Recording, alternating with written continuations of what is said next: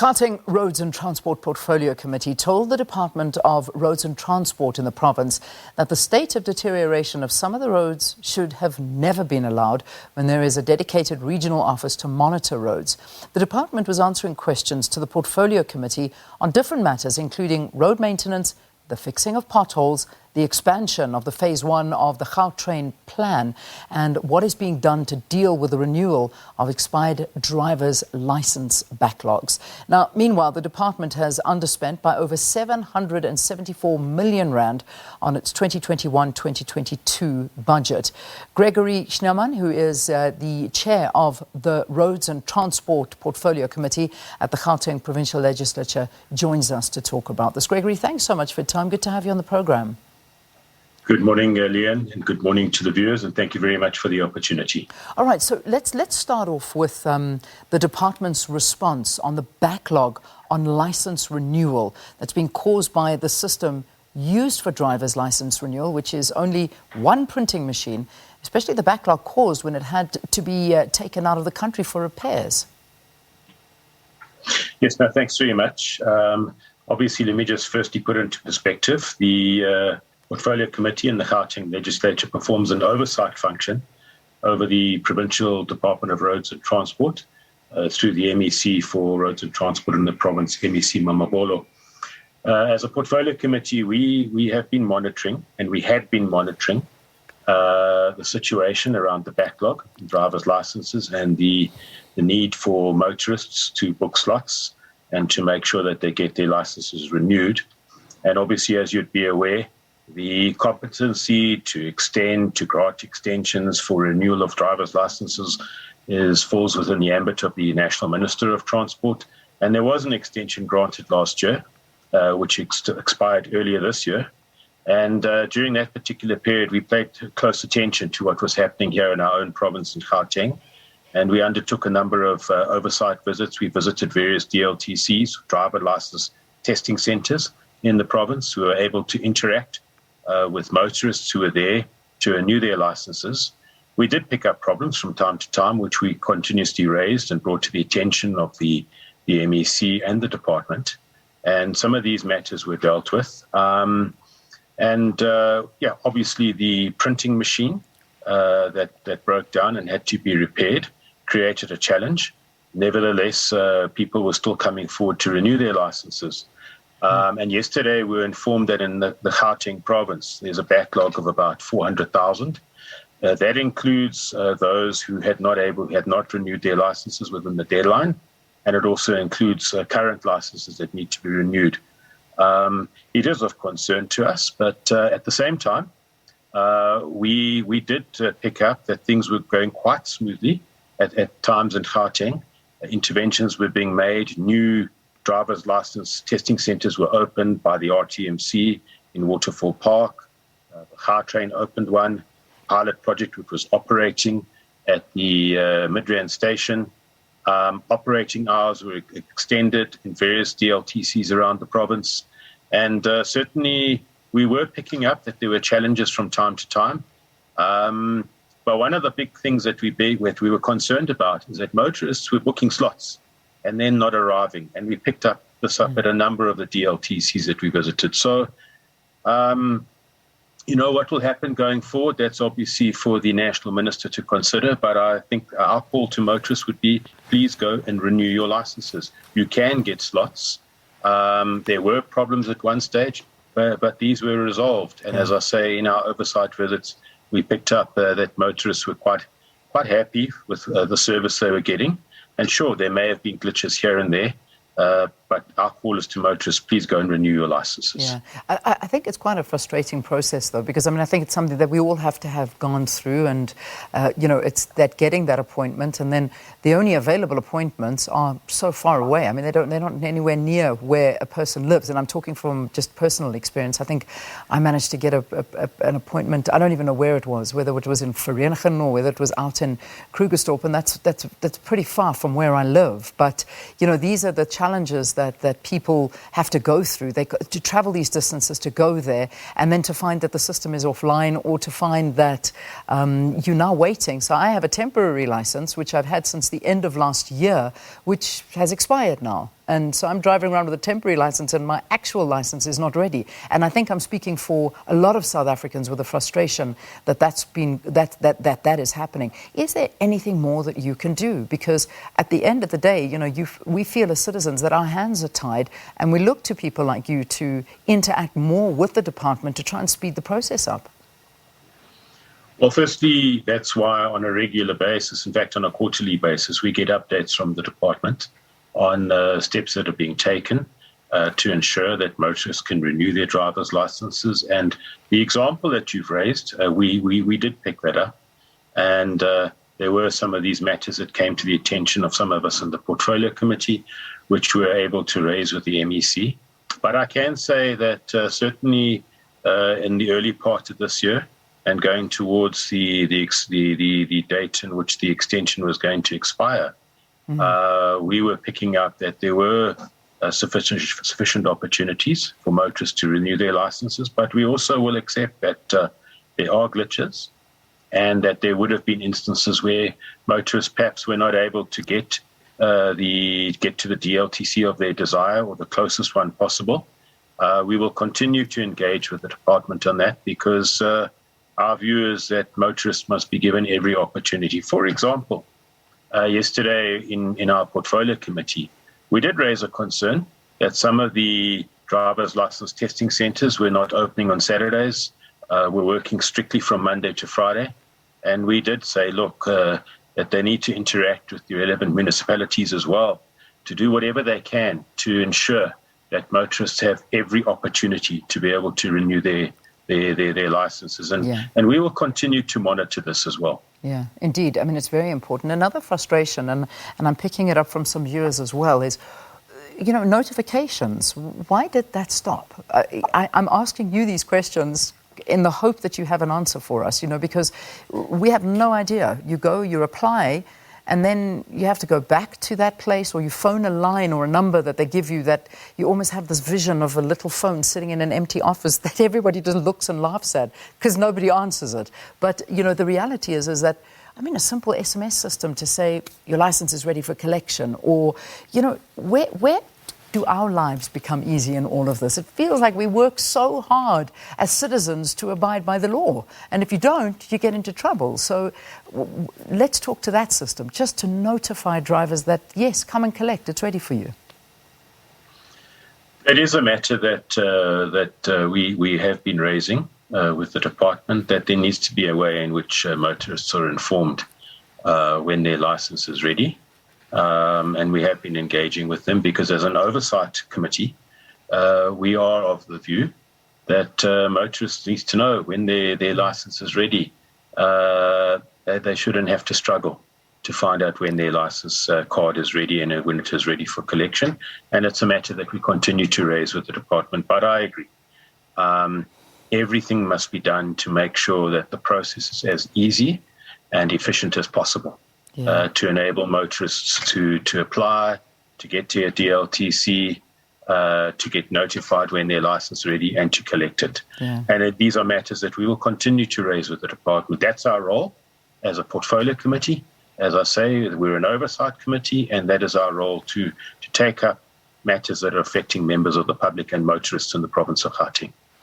All right, let's go into the discussion on potholes. It sounds like you're as frustrated as we are, and that's the reality, and that is a bit worrying, to know that you, who has a little bit more say than we do, are as frustrated. So one of the questions you asked yesterday is why the regional office meant to deal with potholes has not been efficient in checking potholes, allowing roads to deteriorate, and most importantly, wasting more money that would have been saved had the pothole been fixed early.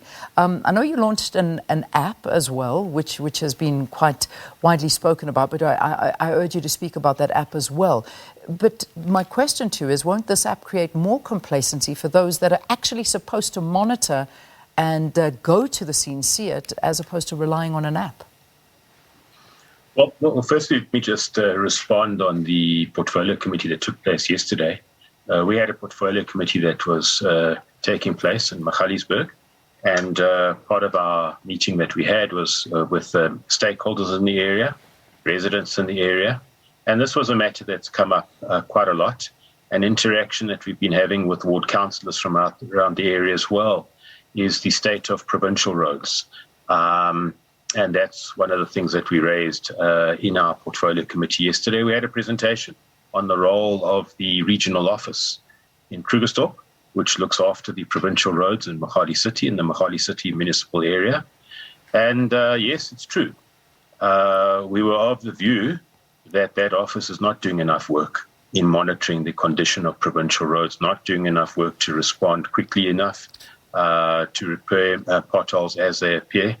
And that's something that will always happen. We have to accept that roads do, the strength of the road deteriorates, potholes develop, but we've got to make sure that we have mechanisms placed that we're able to monitor and repair as soon as they develop. And the department did indicate to us that they will have a look at how that particular office is functioning. We've given them a list of roads in the area, but our view as a portfolio committee is that we want to see a far more efficient regional office. And in fact, regional offices across the province should be far more efficient. They should be monitoring, and mechanisms need to be put in place to fix those potholes as they develop. So that's where we're coming in that angle. And let me just say as well, as members of the portfolio committee, we are motorists and we are all affected in the same manner. But our job is to take these up on behalf of motorists. Absolutely. The visuals that we're seeing are horrific. And to understand and to know and find out that the department underspent by over 774 million rand, when what we're looking at right now on the roads, what we experience and the visuals that we're seeing here, to think that money wasn't spent on fixing the roads. Why?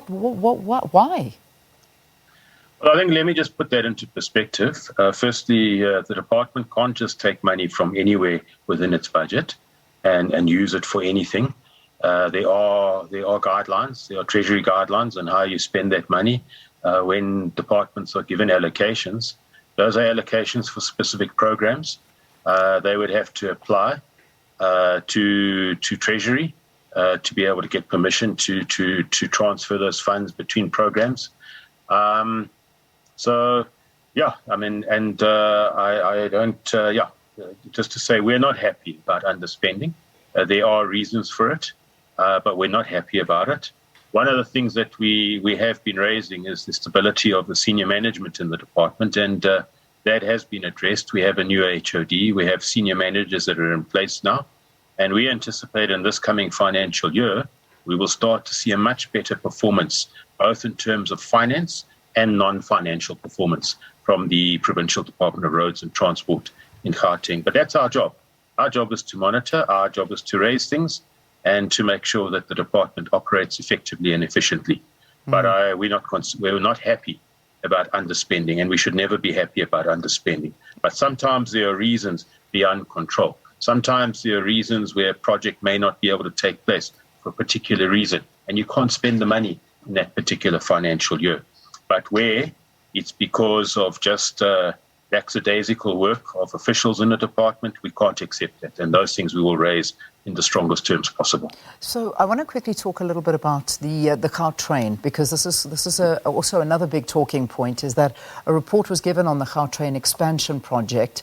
But what about trains used by general commuters every single day that have not been travelling due to infrastructure theft, and where are the security companies paid by government when theft actually happens on these rails?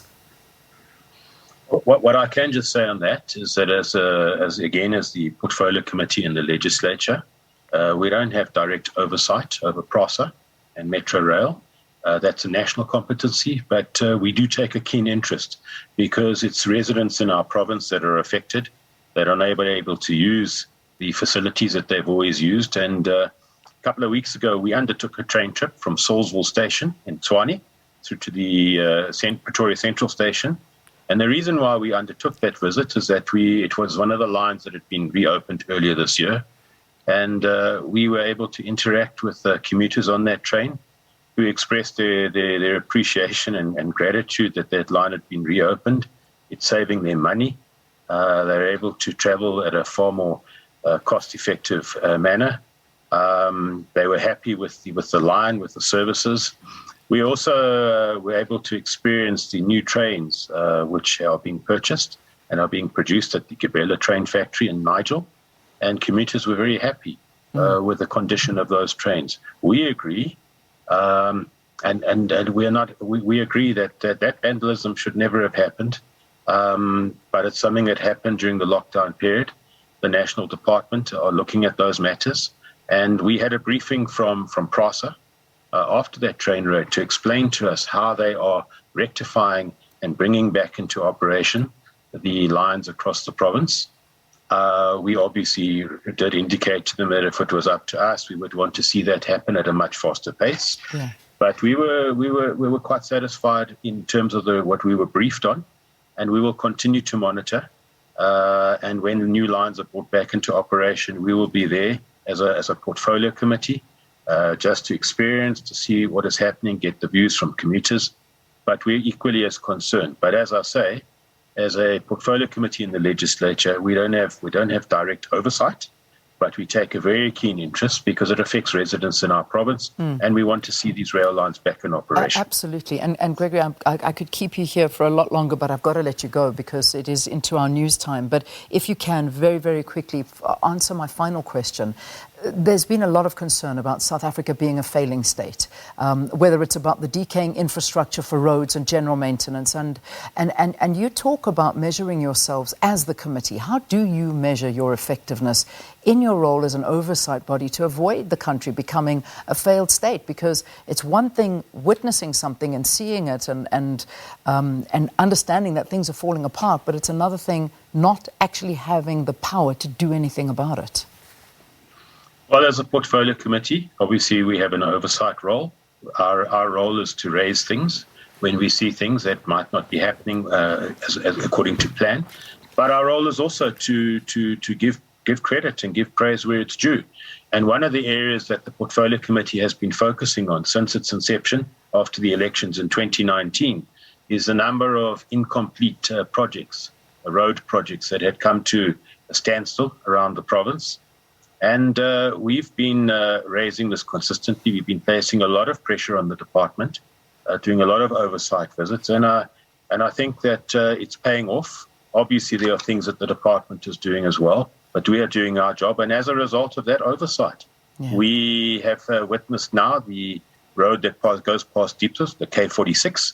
The construction has resumed. There's a P39 and Mildersdrift, where it had come to a standstill. It's just about being completed. And there are other projects around the province. I can talk about the Vereniging taxi rank. We're continuously monitoring. We're putting pressure. The department is doing things. So that's how we would measure ourselves. We're not just a committee that would want to talk, but we would want to raise things and continue raising them until we see results happening. And we are confident that we are starting to see progress throughout the province, and that the department is doing its absolute best, and we're happy with the progress that we're starting to see. All right, Gregory, I've got to leave it there. Thanks for talking to us. Gregory Sneeuman, thank you very much. Chair of the Roads and Transport Portfolio Committee at the Gauteng Provincial Legislature after the department's appearance before the committee yesterday. All right, just gone 7. Let's get your top